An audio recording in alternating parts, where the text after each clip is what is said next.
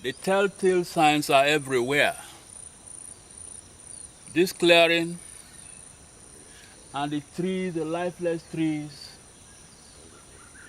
the darkness you see around the tree trunk,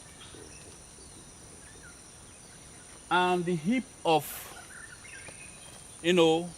trees that have been burnt previously. They are telling a story. And the story began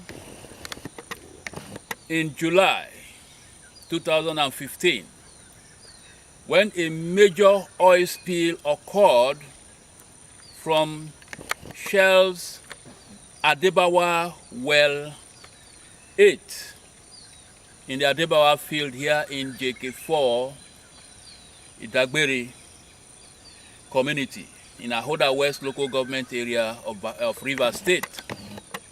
The spill was so massive and it spread through the swamp.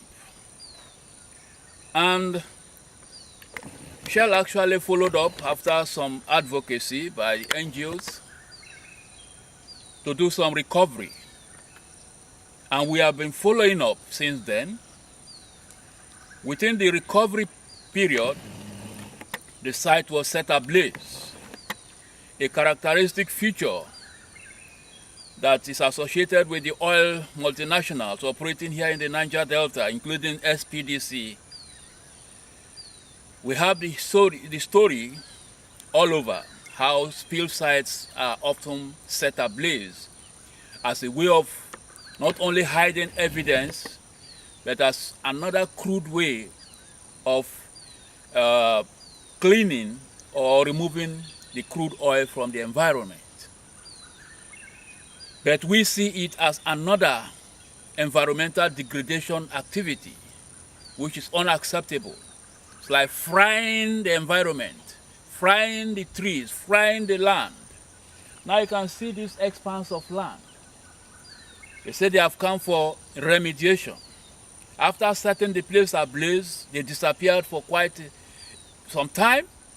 And then in April, as the secretary of the Edagberi community, CDC, told us, they returned in April this year to carry out what we are seeing now, and they call it remediation. Unfortunately, the soil has not been subjected to test. Burning a spill site does not mean that the soil has been taken care of. And so this is unacceptable. It is not best practice. It's not an international standard.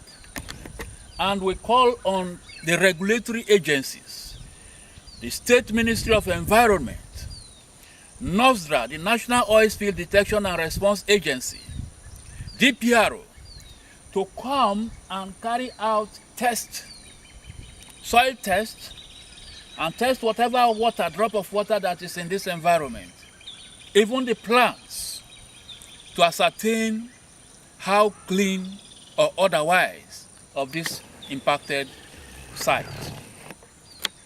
And that is why we are even saying that one of the undoings, one of the lackings, one of the things that will blame the governors or the Niger Delta state government is that they failed to have a laboratory that will be effectively equipped to carry out such tests,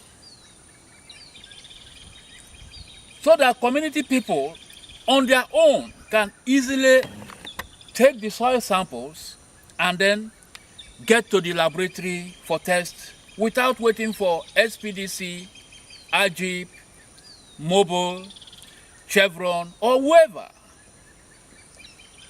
That is not resource control.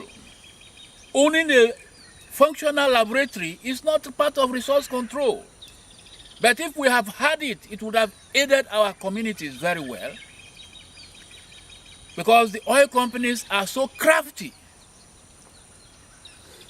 and knowing that it is expensive to carry out tests.